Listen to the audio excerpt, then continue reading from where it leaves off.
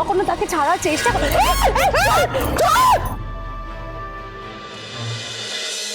আমি আসি তাহলে। আমার নামটা কি বললাম?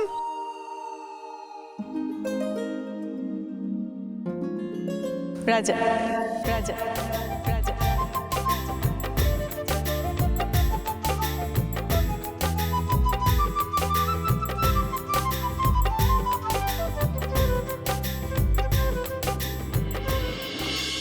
ভাই ভাই ও আমার হাত মেলালো আমার চোখে, আমার নাম নিল।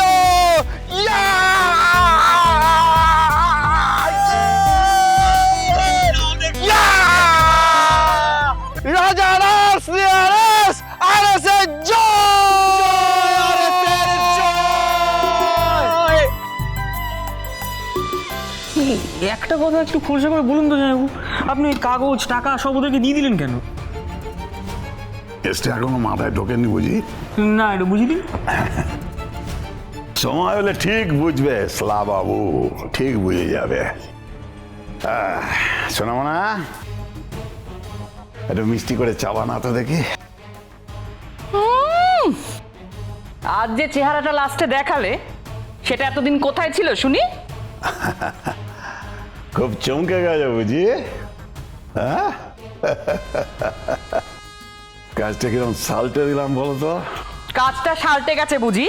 হ্যাঁ, ওই বাড়ি আর ভাতের হোটেল এখনো আমাদের হাতে চলে এসেছে কি? মেয়ে মানুষের কথা, একটু ধৈর্য নেই কোনো কিছুতে।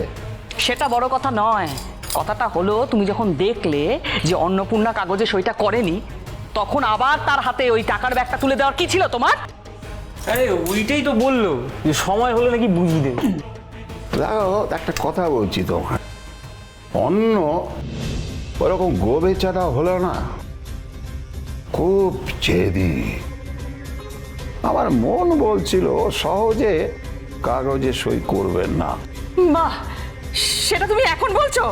মন ভাঙতে চাইনি তোমার, কারণ আজ না হোক কাল ওই জায়গাটা আমি ফেরত পাবই।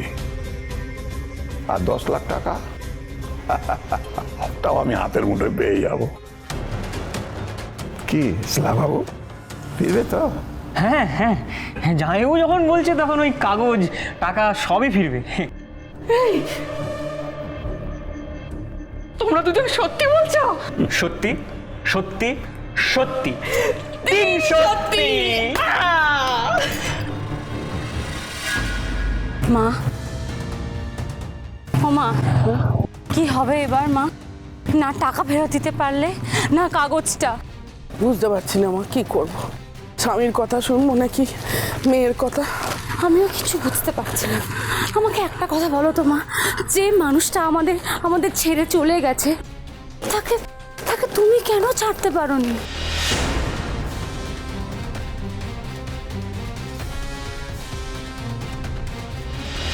সম্পর্কের সুতো যদি একবার পেঁচিয়ে যায়, তাকে খোলা খুব কঠিন মা। চেষ্টা করেছিলে কখনো? কখনো তাকে ছাড়ার চেষ্টা করে?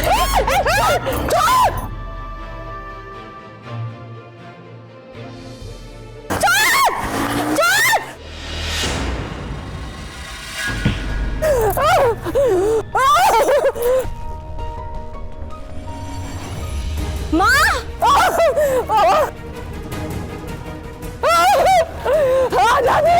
মা,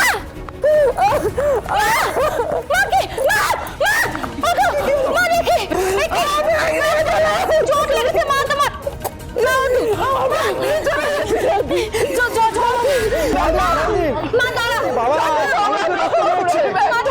ডাক্তারের কাছে নিয়ে যেতে হবে।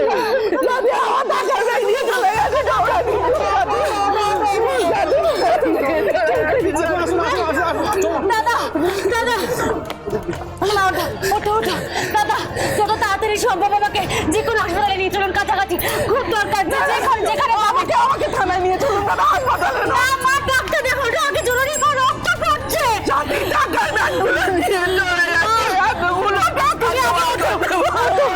আগে ওঠো ওঠো, আমাকে থানায় নিয়ে চলুন দাদা, চলুন তাড়াতাড়ি চলুন। এখন আবার কে ফোন করলো?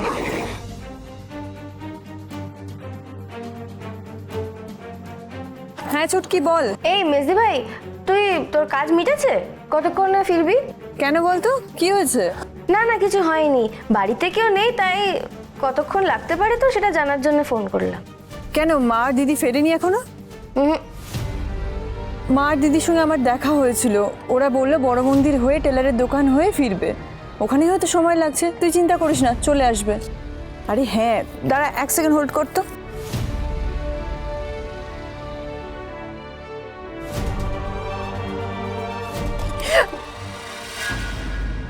এই কি হলো মেজদি ভাই?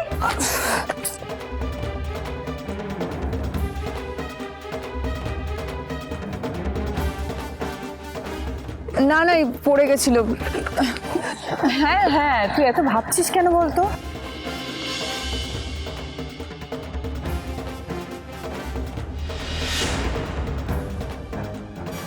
ঠিক আছে চলে আসবে ওরা, এখন রাখ। ঠিক আছে ঠিক আছে, তাড়াতাড়ি আয়।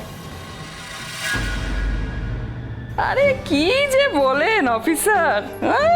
আপনার সঙ্গে আমাদের এতদিনের পরিচয়, আপনাকে ভরসা করবো না তো কাকে করব? আপনি বুঝে গেছেন তো কেসটা? আরে এক্ষুনি মহিলা গেল বলে থানায়, আর গেলেই কাঁদুনি গাইতে শুরু করবে, দেখবেন বলবে আমি গরিব মানুষ স্যার, আমার টাকার ব্যাগটা চুরি হয়ে গেছে, হ্যাঁ না তেনা এইসব আর কি নাটক। আরে আসুক না এখানে, তারপর আমি দেখে নিচ্ছি। অফিসার এমন আপ্যায়ন করবেন যাতে জন্মেও না ভুলতে পারে। পুলিশে ছুলে কত ঘা সেটা তো আপনি জানেন।